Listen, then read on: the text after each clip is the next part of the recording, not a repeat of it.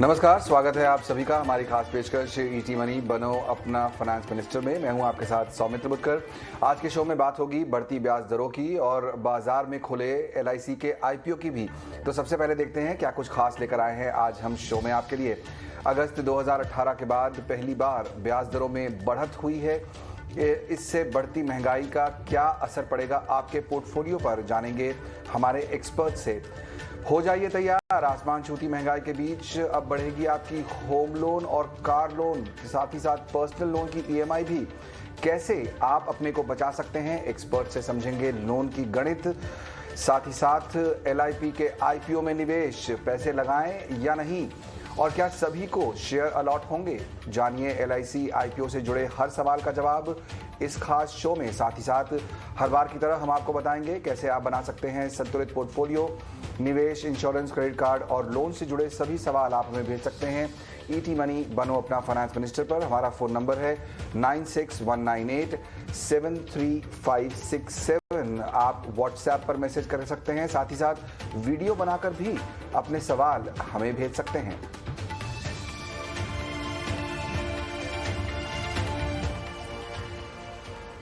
तो सबसे पहले चर्चा करते हैं बढ़ती ब्याज दरों के माहौल में कैसे आप कर सकते हैं सबसे अच्छी प्लानिंग। ब्याज दरें बढ़ रही हैं और एक्सपर्ट्स का मानना है कि यहां से और भी बढ़ेंगी, पर इसका आपके लिए क्या मतलब है, बताने के लिए मेरे साथ दो खास मेहमान जुड़ रहे हैं। बैंक बाजार के सीबीओ पंकज बंसल जी और साथ ही साथ मनी एजी स्कूल के फाउंडर अर्णव पंड्या साहब। बहुत स्वागत आप दोनों का। पंकज जी, आपसे शुरुआत करना चाहूँगा। ब्याज दरें लगातार बढ़ रही हैं। पहले हमने देखा कि रिजर्व बैंक ने ब्याज दरें बढ़ाई, जो है एक अचानक से मूव था उनकी तरफ से। यूएस में खबरें आ रही थी कि ब्याज दरें बढ़ेंगी, वहाँ भी बढ़ गई। बैंक ऑफ इंग्लैंड ने ब्याज दरें बढ़ा दी। तो यानी कि ग्लोबली सब तरफ धीरे धीरे अब ब्याज दरें बढ़ रही हैं। क्या मतलब होता है इसका एक रेगुलर इन्वेस्टर के लिए? ब्याज दरें जब बढ़ रही हैं, जैसे अभी अभी आरबीआई ने नया अपना स्टांस लिया, जब रेपो रेट 4%, 4.5, 4.4% कर दिया है। उसका बहुत सिंपल सा इम्पैक्ट एक तो ये रहता है कि पहले तो कंज्यूमर से जितने भी ईएमआईज हैं या जो भी उन्होंने लोन्स लिए हुए हैं, जैसे home loan, car loan, personal loan, और जो लेने वाले हैं, वो थोड़ा एक्सपेंसिव हो जाएंगे बिकॉज अभी कॉस्ट ऑफ फंड्स बढ़ जाएगा। तो जो भी कस्टमर्स ने अपना एनसीएलआर पे अपना होम लोन या कोई भी लोन लिया हुआ है, तो उसमें जैसे जैसे रेटें बढ़ती हैं वो कस्टमर को पास ऑन किया जाता है। तो वो एक चेंज आएगा। और ब्याज दरें बढ़ने का कारण बड़ा सिंपल है। ग्लोबल जिस तरह का अभी चल रहा है, हर जगह पे यूक्रेन रशिया वॉर चल रहा है, कमोडिटीज है, इंडिया में इन्फ्लेशन 7% पे आ गया है। तो ऑब्वियसली थोड़ा सा अनसस्टेनेबल हो रहा था जो करंट रेट्स हैं। तो उसकी वजह से हम ये देख रहे हैं कि थोड़ा सा रेट्स अभी तो यहाँ पे सिर्फ 40 अभी बढ़े ही हैं बेसिस पॉइंट्स, बट हम एक्सपेक्ट कर रहे हैं कि एक साल के अंदर ये दरें और भी बढ़ेंगी। और क्योंकि इन्फ्लेशन 7% पे आ गया है मार्च की दरों में, तो उसकी वजह से काफ़ी स्ट्रेस है इस तरह से, इसलिए रेट्स बढ़ना लाज़मी है। एंड कस्टमर्स के लिए मैं बोलना चाहूँगा कि इसमें कोई इतना ज़्यादा वो नहीं है, बिकॉज़ जो आज की डेट में अगर मैं होम लोन का बात करूँ तो 12 से ज़्यादा लेंडर्स आज की डेट में 7% के आसपास का लोन दे रहे थे होम लोन पे, जो अभी 7, 7.5% तक मूव हो जाएगा। और ये जब मूव होगा तो एक बहुत थोड़ा-सा इम्पैक्ट ये रहेगा कि थोड़ा-सा आपका ईएमआई का जो टेन्योर है वो बढ़ जाएगा, क्योंकि ईएमआई नॉर्मली फिक्स ही रखते हैं कस्टमर्स, पर वो टेन्योर बढ़ जाता है, तो वो एक चीज़ इम्पैक्ट कस्टमर्स पे रहेगा। इसको कैसे मिटिगेट कर सकते हैं? बहुत सिंपल सा चीज़ मैं हमेशा से बोलता आ रहा हूँ कि वो ये है कि हर महीने, हर साल जब भी आपका कोई भी होम लोन ड्यू रहता है, तो जो भी आपका आउटस्टैंडिंग अमाउंट है उसका 5% भी अगर आप देंगे, तो मैं एक सिंपल सा एग्ज़ाम्पल दे रहा हूँ, 20 साल के लोन पे अगर आप हर साल जो भी आपका आउटस्टैंडिंग बैलेंस है उससे 5% एक्स्ट्रा अगर आप प्रीपेमेंट कर देते हैं, तो वो आपका 20 साल का लोन 12 साल में कंप्लीट हो जाता है। तो ये एक बहुत ही इम्पोर्टेंट दर्शकों को बोलना चाहूँगा कि आप कभी भी होम लोन लें, तो कोशिश करें कि जितना भी आपका ईएमआई है उससे ज़्यादा प्रीपे करते रहें, और शुरू के 4 या 5 साल में करेंगे तो उसका इम्पैक्ट बहुत ज़्यादा रहेगा आपको, आपकी ईएमआई पे over a period of time. तो ये मेरा एक सुझाव कस्टमर्स के लिए रहेगा कि कोशिश करिए कि प्रीपेमेंट हर साल शुरू में 4-5 साल जो लोन आप ले रहे हैं उसमें जल्दी करें, तो वो काफ़ी फ़ायदेमंद होगा आपकी ओवरऑल इंटरेस्ट आउटपुट के लिए। बिल्कुल, तो और भी सुझाव आपके लेंगे यहाँ पर पंकज जी। बहुत अच्छी बात अभी आपने की कि अगर आपने होम लोन लिया है तो प्रीपे करके चलें तो बेहतर रहेगा। अर्नब, आपसे भी समझना चाहूँगा मैं कि अब जब ब्याज दरें बढ़ रही हैं यहाँ पर, तो क्या ये समझना सही है कि हमारे रिटर्न्स कुछ कम हो सकते हैं, क्योंकि महंगाई धीरे धीरे ही शायद कम होगी। ऐसे में मुझे अपनी इन्वेस्टमेंट स्ट्रैटेजी, इन्वेस्टमेंट पॉलिसी को किस तरह से एड्रेस करना चाहिए? जी, जब आप रिटर्न्स को देखते हैं तो आपको रिटर्न्स दो तरीके से आप देख सकते हैं। एक होता है नॉमिनल रिटर्न और एक होता है real rate of return. Nominal rate of return वो होता है जो आप एक्चुअली टोटल में कमाते हैं, यानी कि फॉर एग्जांपल मान लीजिए कि आपने डेट में इन्वेस्ट किया और आपने 6% का रिटर्न कमाया, ये नॉमिनल रेट। लेकिन जब आप उस नॉमिनल रेट से इन्फ्लेशन कम कर देते हो या सब्ट्रैक्ट करते हो, तब जो फिगर बचता है वो आपका रियल रेट ऑफ रिटर्न है। और हर एक व्यक्ति को अपने पोर्टफोलियो में रियल रेट ऑफ रिटर्न कमाने की कोशिश करनी चाहिए, क्योंकि अगर आपका रिटर्न इन्फ्लेशन को बीट नहीं कर सकता तो ओवरऑल इवन दो आप कह सकते हैं कि मेरा कोई रिटर्न आ रहा है पोर्टफोलियो में, लेकिन वो आपके स्टैंडर्ड ऑफ लिविंग में कमी कर रहा है, क्योंकि आप वही गुड्स और सर्विसेज जो पहले आप ले सकते थे पैसों के साथ, वो अब आपके पास इवन तो ज्यादा पैसे है वो ले नहीं सकते। तो ये ध्यान में रखना बहुत जरूरी है कि आप रियल रेट ऑफ रिटर्न कितना कमा रहे हैं। अब जब ब्याज की दरें बढ़ रही है तो हम देखेंगे कि पहले तो डेट इन्वेस्टमेंट की तरफ हम देखते हैं, तो आप देखोगे कि जो फिक्स्ड इनकम इंस्ट्रूमेंट्स है, यानी कि फिक्स्ड डिपॉजिट्स है, नॉन कन्वर्टेबल डिबेंचर्स है, बॉन्ड्स है, उसमें धीरे धीरे करके ब्याज की दरें बढ़ने लग जाएगी, क्योंकि ओवरऑल जब रेट्स ऊंची होती है तो जो इश्यूअर्स होते हैं उनको भी ज्यादा पैसा देना पड़ता है। उसी तरह से अगर ये सस्टेन रेट ऑफ राइज चालू रहा तो हम देखेंगे कि स्मॉल सेविंग्स के जो इंस्ट्रूमेंट्स है, जिसमें पीपीएफ है, सुकन्या समृद्धि है, सीनियर सिटीजन सेविंग स्कीम है, केवाईसी है, तो किसान विकास पत्र, ये सभी चीजों में आप देखेंगे कि वहां पर भी एक रीसेट हो सकता है ऑन दी अपर साइड।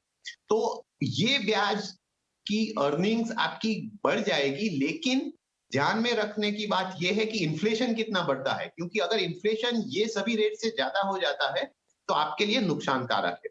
अब दूसरी बात आई कि जब आप कोई दूसरे एसेट क्लास में देखते हो, यानी कि एक्विटीज, एक्विटीज के लिए भी इस प्रकार के माहौल में कंपनीज के लिए उनके मार्जिन पर प्रेशर आता है, क्योंकि बढ़ते इन्फ्लेशन में कंपनीज किस प्रकार से अपना जो बढ़ा हुआ इनपुट कॉस्ट है वो फाइनल कंज्यूमर्स को पास ऑन करते हैं, उस पे ये आधारित रहता है कि कंपनी के मार्जिन प्रोटेक्टेड रहेंगे या उसमें कमी आएगी। और इस प्रकार के कम होते हुए मार्जिन में अपने कंपनी के स्टॉक प्राइस पे आप असर देखोगे। उसी तरह क्योंकि दुनिया भर में ब्याज की दरें बढ़ रही हैं, आप कैपिटल फ्लोज में बदलाव देखेंगे, यानी कि क्योंकि यूएस में एग्रेसिवली अब रेट्स बढ़नी शुरू हो गई है, आप देखोगे कि जो फॉरेन इंस्टीट्यूशंस है वो पैसा इमर्जिंग मार्केट से निकाल कर यूएस की तरफ और दूसरे डेवलप मार्केट्स की तरफ मोड़ देंगे, तो इससे भी ओवरऑल इक्विटी मार्केट्स पे असर होता है। तो ये इस प्रकार के माहौल में इंपैक्ट सभी जगह आता है। आपको ये देखना है कि कितना इंपैक्ट आता है और क्या आपके लिए ये पॉजिटिव है या नेगेटिव। आपने बहुत इंटरेस्टिंग बात यहाँ पर बोली कि जो फंड का है वो फ्लो भी चेंज होता है, साथ ही साथ जो डेट इंस्ट्रूमेंट्स हैं उनके रिटर्न्स कहीं ना कहीं कुछ बेहतर हो सकते हैं। पंकज जी, क्या ऐसे में जो हमारे पोर्टफोलियो में म्यूचुअल फंड्स हैं, हमें क्या ये स्ट्रैटेजी अपनानी चाहिए कि हम इक्विटी म्यूचुअल फंड से निकलकर डेट की तरफ जाएं? आपको लगता है कि वो एक बेहतर अप्रोच होगा या कोई और तरीका हो सकता है इस एनवायरनमेंट में रहते हुए अच्छे रिटर्न कमाने का?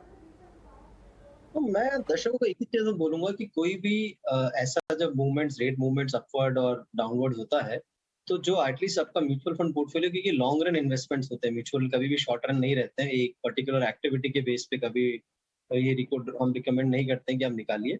आप स्टडी स्टेट पे जैसे आप सिप करते हैं, एसआईपीस करते रहते हैं, आप करते रहिए, बिकॉज ये साइकिल्स हैं, ये साइकिल्स ऊपर नीचे आएंगी, कभी भी मार्केट को टाइम करना इज प्रैक्टिकली इम्पॉसिबल। तो आप इन्वेस्टेड रहिए। अगर आप 20 साल का पिछला म्यूचुअल फंड रिटर्न भी देखेंगे और बहुत सारी साइकिल्स देखी हैं ग्लोबली, इंडिया में, तो वो 10 से 12% के रिटर्न के बीच में फॉल करता है। सो इसमें अभी कोई पैनिक होने का किसी को भी जरूरत नहीं है। जब इंटरेस्ट रेट्स बढ़ रहा है तो चीजें अपने आप धीरे धीरे markets will take its own turn और ये चलता रहेगा। तो मैं किसी को भी रिकमेंड नहीं करूंगा कि आप यहाँ निकाल के किसी और हाँ, आपको आगे से जो इन्वेस्टमेंट करना है उसमें आप डेट पे अगर 6 से 12 महीने का कोई पोजीशन लेना चाहते हैं वो आप ले सकते हैं। बट आज की डेट में किसी को भी मैं रिकमेंड नहीं करूंगा कि आप अपना विड्रॉ करके यहाँ से पैसा कहीं और डालिए, बिकॉज म्यूचुअल फंड हमेशा से एक लॉन्ग रन इन्वेस्टमेंट टूल है वो एक एक्टिविटी बेस्ड नहीं रहेगा, एंड वो धीरे धीरे मार्केट अपने आप कैचअप कर लेगा। करेक्ट। तो ये बहुत इंपॉर्टेंट चीज़ है इन्वेस्टिंग प्रोसेस की, कि आप शॉर्ट टर्म इवेंट पर ध्यान न दें। म्यूचुअल फंड्स ने, इक्विटी म्यूचुअल फंड्स ने भी और बाकी म्यूचुअल फंड ने काफ़ी अच्छे रिटर्न दिए हैं ओवर द लॉन्ग रन। तो हमेशा जब वेल्थ क्रिएशन की हम बात करते हैं, इन्वेस्टमेंट की बात करते हैं, तो आपको लॉन्ग रन में इन्वेस्टेड रहना बहुत ज़रूरी है, सिस्टमैटिक तरीके से इन्वेस्टमेंट करना ज़रूरी है, और डिसिप्लिन रहना इन्वेस्टमेंट में, वो सबसे इंपॉर्टेंट चीज़ है यहाँ पर। अर्णव जी, मैं आपसे जानना चाहूँगा यहाँ पर, अब स्पेसिफिक बात करते हैं। होम लोन की बात अभी यहाँ पंकज जी बता रहे थे, और उन्होंने बड़ी अच्छी बात बताई, सजेस्ट की हमारे दर्शकों के लिए, कि आपको कोशिश करनी चाहिए कि आप जितनी जल्दी प्रीपे कर सकें उतना अच्छा। जो इम्पैक्ट पड़ता है इस तरह के रेट हाइक होने के बाद, वो इम्पैक्ट किस किस तरह से पड़ता है? क्या मेरी ईएमआई बढ़ जाएगी?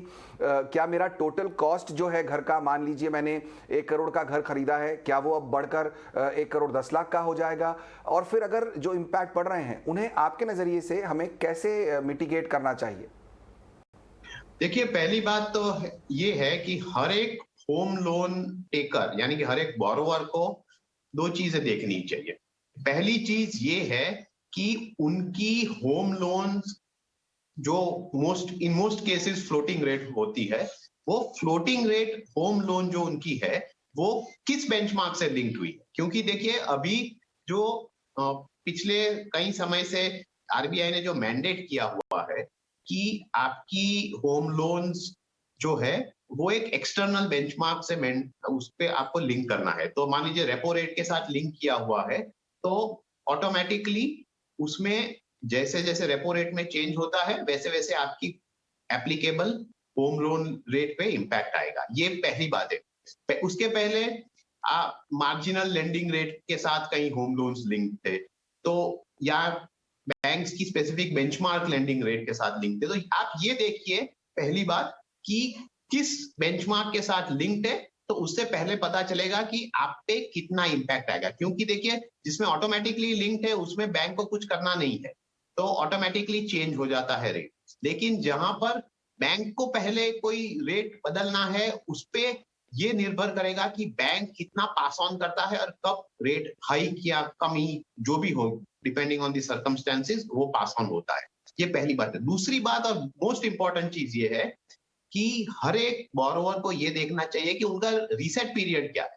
क्योंकि देखिए, जैसे ही ये जो रेट उन पे एप्लीकेबल है उसमें बदलाव आता है, उसका ये मतलब नहीं होता है कि नेक्स्ट मंथ या उसी महीने से उन पे एप्लीकेबल है। जो रेट एक इंडिविजुअल बोरोवर पे करता है, वो उनके रीसेट पीरियड के साथ लिंक्ड है। कई लोनों में रीसेट पीरियड 3 महीना है, कहीं में 6 महीना है, कहीं में 1 साल है। तो अगर आपके लिंक्ड रेट में बदलाव आता है, तो आपके नेक्स्ट रीसेट पीरियड में वो बदलाव आप पे लागू होंगे। तो ये बात हो गई कि आप पे कब एप्लीकेबल होगा, कितना एप्लीकेबल होगा। अब नॉर्मली जिस प्रकार लॉन्ग पीरियड्स के जो लोन्स होते हैं, उसमें क्या किया जाता है कि आपका ईएमआई कांस्टेंट रहता। तो मान लीजिए आपका ईएमआई 12,000 पर महीना है या 25,000 पर महीना, तो वो वही रहेगा। लेकिन जो बदलाव आता है due to change in rates, either बढ़ा हुआ या कम हुआ, वो टेन्योर में होता है। यानी कि मान लीजिए कि आपने 15 साल का लोन लिया हुआ है, उसमें से 3 साल भर दिए है, 12 साल की लोन बाकी है, और आज रेट थोड़ी बढ़ जाती है। तो जो बढ़ने के कारण अब ऐसा होगा कि इंस्टेड ऑफ 12 इयर्स आपका लोन 12 इयर्स और 5 मंथ्स में खत्म होगा। तो यानी कि आपका जो पीरियड है और जो अमाउंट है वो दोनों बढ़ जाते हैं, क्योंकि आपको ज्यादा ईएमआई देने पड़ते हैं। जब रेट्स कम होती है तो आपका पीरियड कम हो जाता है। ये नॉर्मल तरीके से एक होम लोन पे इंपैक्ट आता है। लेकिन कोई व्यक्ति है जिसे चाहिए कि मेरे ईएमआई में इस प्रकार के राइज या फॉल से थोड़ा बदलाव हो, तो वो बैंक या फाइनेंशियल इंस्टीट्यूशन में जाके वो अपना ईएमआई भी बदल सकता है। लेकिन by default in most cases impact tenure पे आता है, तो आपको पता नहीं चलेगा, क्योंकि आप तो हर महीने सेम अमाउंट ऑफ ईएमआई देते रहेंगे।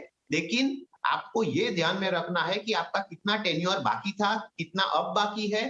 तो इससे आपको पता चलेगा कि आप पे इस प्रकार के लोन के रेट चेंज से कितना इंपैक्ट आया है। करेक्ट, ये बहुत अच्छे तरीके से समझाया आपने कि ये समझना ज़रूरी है कि आप पर किस तरह का इम्पैक्ट पड़ेगा। कई बार होगा ये कि क्योंकि आप ईएमआई सेम देते रहेंगे तो आपको पता नहीं चलेगा, लेकिन आपका जो टेन्योर है वो बढ़ चुका होगा। पंकज जी, ऐसे समय में कई बार कई जो होम लोन लेने वाले लोग हैं वो एक तरीका अपनाते हैं कि चलिए अब बैंक बदल लेते हैं, क्योंकि मेरे बैंक में 6.5 है, दूसरे बैंक में 7 है, कहीं और कोई और है, तो मैं सस्ते बैंक में मूव कर जाता हूं। ये स्टेप आपके हिसाब से कितना अच्छा है? क्योंकि मैं ये सवाल इसलिए पूछ रहा हूं क्योंकि कई दर्शकों को शायद ये नहीं पता होगा कि जब आप मूव करते हैं एक बैंक से दूसरे तो कुछ चार्जेस भी एप्लीकेबल होते हैं। तो इसलिए मैं आपसे समझना चाहता हूं कि क्या ये एक अच्छी स्ट्रैटेजी होगी कि मैं अपना होम लोन एक बैंक से निकाल के दूसरे में मूव कर दूं जहां मुझे जो इंटरेस्ट रेट है वो अट्रैक्टिव मिल रहा है? इसका मैं एक आपको सिंपल से एग्जांपल देता हूँ। जब भी आप मूव करना चाहें तो कॉस्ट बेनिफिट एनालिसिस करिए कि टोटल आपको कितना खर्चा आएगा मूव करने का। तो अगर आज की डेट में अगर इंटरेस्ट रेट्स का आपको 25 से 50 पैसे का फर्क पड़ रहा है, 25 basis points to 50 basis points, तो आप ये देखिए कि टोटल आपका टेन्योर कितना बचा है, कितना होम लोन बचा हुआ है, कितना आपको कॉस्ट पड़ रहा है एंड कितना सेविंग्स आपको जब आप मूव करते हैं नई बैंक में तो कितना सेविंग्स आ रहा है उस पर्टिकुलर मूवमेंट से। प्लस दूसरी जो नई बैंक होगी वो आपको प्रोसेसिंग फीस भी लेगी, तो वो भी आपको जोड़ना पड़ेगा अपने एक्सपेंसेस में, क्योंकि जो प्रोसेसिंग फीस लगेगी, भले ही ये वाली बैंक आपसे प्री क्लोजर चार्जेस नहीं लेती है, लेकिन प्रोसेसिंग फी नई बैंक जरूर लेगी। तो वो आप देखिए। सो अगर आज की डेट में एक बहुत सिंपल से एग्जांपल मैं आपको बताना चाहूंगा, अगर आपका 7% से लेकर 7.4% तक का होम लोन का डिफरेंस आ रहा है, so over a period of 20 years loan with a 50 lakhs money, मोटा मोटा आपका जो ईएमआई आज की डेट में जाता है वो 38,780 रुपए जाता है। वही अगर मैं 7.4 पे कर दूंगा तो वो सीधा जाएगा 39,780 टू 40,000 रुपीज के बीच में। सो एक तो आपको 1.5 से 1,500 रुपए का हर महीने का EMI for the 20 years, plus overall अगर मैं बताऊं 20 साल के लोन पे ये आपका इंटरेस्ट रेट 43 लाख अगर इंटरेस्ट दे रहे हैं, नई स्कीम में आपको 45 लाख देना पड़ेगा। तो ओवर 20 साल के पीरियड में आपका 2 लाख का इंटरेस्ट एक्स्ट्रा लगेगा। ये कैलकुलेशन जब आप करते हैं तो आपको क्लियरली समझ में आ जाएगा कि कितना फायदा आपको होने वाला है अगर नए होम लोन में जाने वाले, इंक्लूडिंग ऑल द कॉस्ट, और करंट अगर आप उसमें स्टे करते हैं तो कितना आपको टोटल खर्चा देना पड़ेगा यहाँ से लेके अगले 20 साल अगर लोन आपका बाकी है तो ये 2 कैलकुलेशन करने के बाद आपको क्लियर कट समझ में आएगा कि कितना आपको करना मूव चाहिए कि नहीं करना चाहिए। दूसरी चीज, जब आप मूव करते हैं तो अगर आपका सिविल स्कोर या आपका एक्सपीरियंस स्कोर, क्रेडिट स्कोर जिसको हम कहते हैं, वो अगर 7.5 से ऊपर है तो कुछ बैंक्स आपको और भी राहतें देती हैं आपके इंटरेस्ट रेट्स में, क्योंकि आज की डेट में क्रेडिट स्कोर के बेस पे लेंडिंग बहुत ही प्रोमिनेंट है इंडिया होम लोन मार्केट में। तो अगर आपका 750 के ऊपर है तो आपको अच्छा रेट मिलने का चांसेस है, अगर आपका 750 के नीचे है तो रेट थोड़ा एक्सपेंसिव रहेगा। तो वो सब फैक्टर्स भी कंसिडर करिएगा जब आप वो मूवमेंट का सोच रहे हैं। करेक्ट, तो कॉस्ट बेनिफिट एनालिसिस करना बहुत ज़रूरी है यहाँ पर। ये देखना बहुत ज़रूरी है कि आप अगर नए बैंक में विचार कर रहे हैं कि ठीक है अब मेरा बैंक मुझे महंगा लोन दे रहा है, दूसरा बैंक मुझे सस्ता लोन दे रहा है, तो लॉन्ग रन में उसका इम्पैक्ट क्या होगा ये देखना बहुत ज़रूरी है। अर्नब, आपसे मैं ये भी जानना चाहूँगा कि क्या यही लॉजिक कार लोन हुआ, पर्सनल लोन हुआ, उन पर भी एप्लीकेबल होगा? जी, अब किसी भी प्रकार का लोन हो तो लोन की बेसिक्स सेम रहती हैं, लेकिन 2 चीज आपको ध्यान में रखनी चाहिए। पहली कि नेचर ऑफ द लोन क्या है, क्योंकि जब आप होम लोन के बारे में बात करते हो तो अमाउंट जो है ना लोन का वो काफी ज्यादा होता है। नॉर्मली कार लोन हुआ या पर्सनल लोन हुआ उसमें अमाउंट काफी कम होती है, तो इम्पैक्ट अकॉर्डिंगली, क्योंकि अमाउंट कम है तो वो कम हो जाती है। ये पहली बात है, क्योंकि होम लोन कई 50, 60, 70 लाख, समटाइम्स जो बड़े हाउसेज है उसमें 1.5-2 करोड़ तक भी जाती है, तो इसीलिए इस पर इम्पैक्ट ज्यादा होता है। दूसरी बात ये है कि होम लोन्स जो है वो लंबे टेन्योर के होते हैं, 15, 20, 25 साल तक भी होम लोन्स लोग लेते हैं, तो इसीलिए रेट जो जब बदलता है तो उसका जो इतने लंबे पीरियड पर आप कैलकुलेट करते हो तो इम्पैक्ट ज्यादा होता है। अब जो पर्सनल लोन होता है वो एक शॉर्ट टर्म लोन होता है। कार लोन भी इतना लंबा नहीं होता, लोग नॉर्मली 3-5 साल में इसे पे ऑफ कर देते हैं, तो वहां पर इम्पैक्ट कम होता है। और दूसरी बात आपको ये भी देखनी है कि ये जो पर्सनल और कार लोन जब आपने लिए हुए हैं तो उसकी कंडीशंस क्या है, क्या उसमें आपने भी फ्लोटिंग रेट लिया हुआ है या वहां पर आपने फिक्स रेट लिया हुआ है, क्योंकि ये जब चीजें आप देखते हैं तब आपको पता चलेगा कि इम्पैक्ट क्या होगा। लेकिन लॉजिकली आपको ये समझना है कि छोटी अवधि के लोन पे और छोटे समय के लिए लोन पे ऑब्वियसली इम्पैक्ट कम होगा as compare to a loan जिसमें लंबी अवधि है और रकम यानी कि आउटस्टैंडिंग अमाउंट बड़ा है। करेक्ट। तो बहुत सिंपल सा रूल है यहाँ पर। लोन का कॉन्सेप्ट तो सेम ही है, लेकिन किस तरह का लोन है, कितनी लंबी अवधि का है, उस पर डिपेंड करता है, और आउटस्टैंडिंग अमाउंट कितना है आपका, उस पर भी बहुत कुछ डिपेंड करेगा कि आप पर इम्पैक्ट किस तरह का पड़ रहा है इन बढ़ती हुई ब्याज दरों का।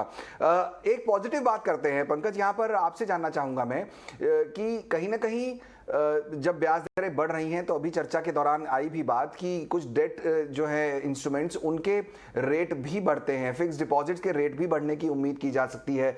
जो हमारे रिटायर्ड दर्शक हैं, जो इन्वेस्टर्स होते हैं, या फिर जो सीनियर सिटीजन्स हैं, जो रिटायरमेंट की तरफ अब पहुंचने वाले हैं, ज़्यादातर उनका इन्वेस्टमेंट कई बार डेट इंस्ट्रूमेंट्स की तरफ होता है। क्या ये कहना सही होगा कि उनके लिए बढ़ती ब्याज दरें एक तरह से अच्छी खबर लेकर आती हैं?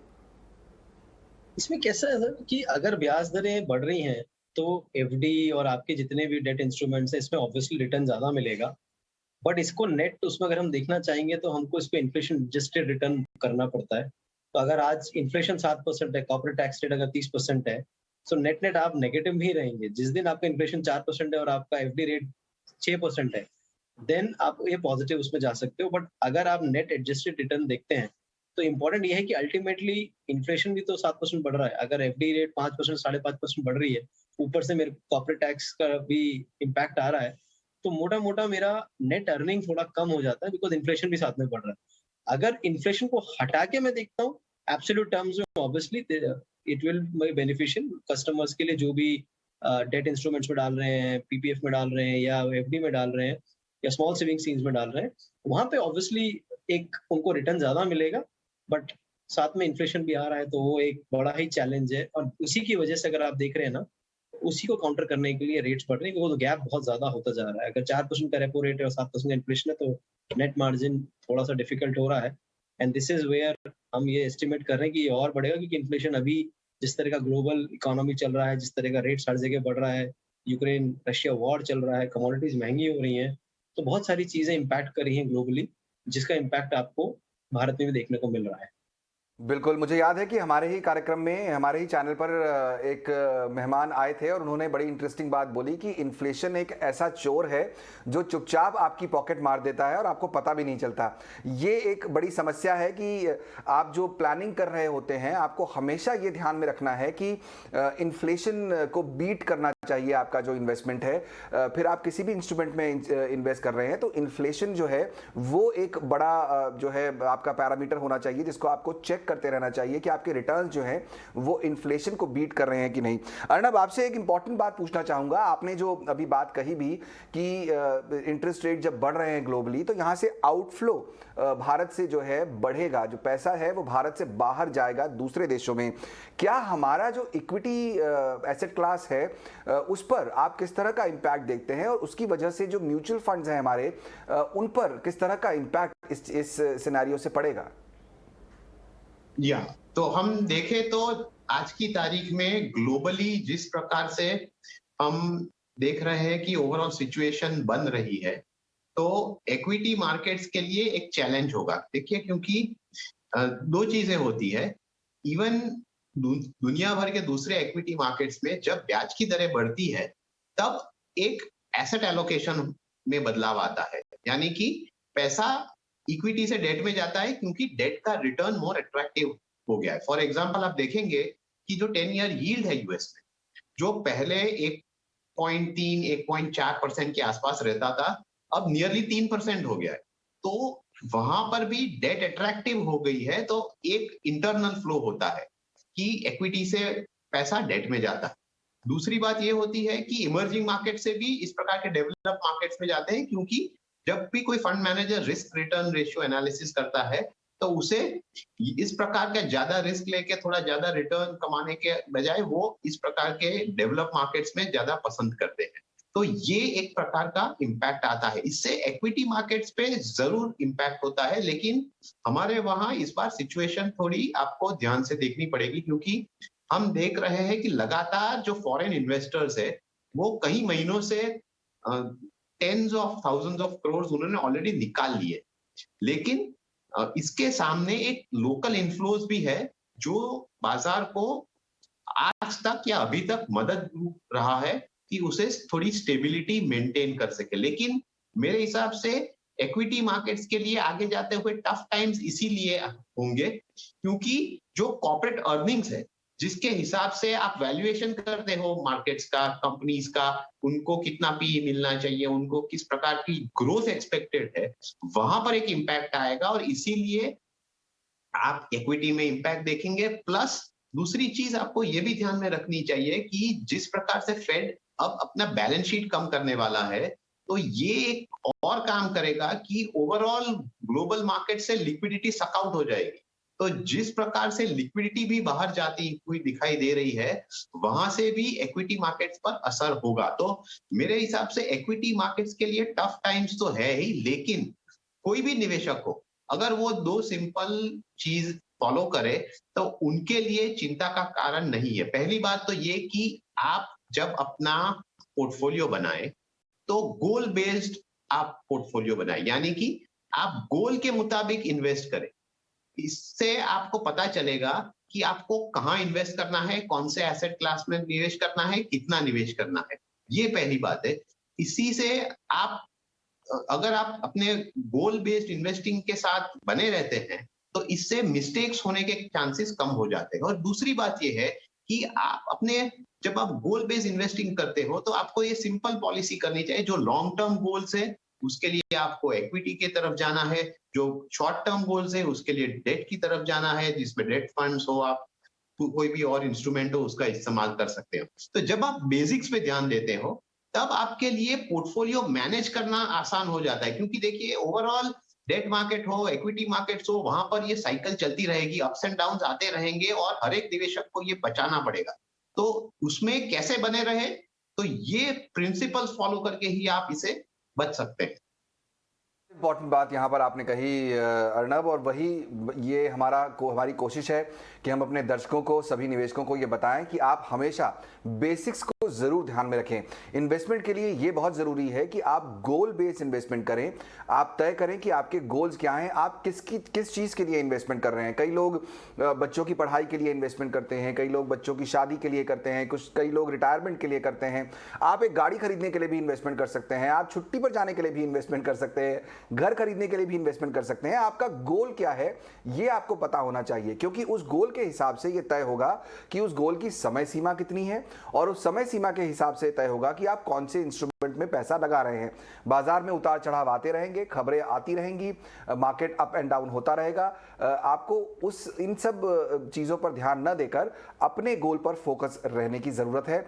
तो बहुत अच्छे तरीके से इस समय हमारे दोनों ही मेहमानों से समझाया कि जो ब्याज दरें बढ़ रही हैं उसका इम्पैक्ट आपके पोर्टफोलियो पर क्या पड़ेगा, किस तरह आप होम लोन और बाकी जो लोन्स हैं उनको भी अच्छे से मैनेज कर सकते हैं।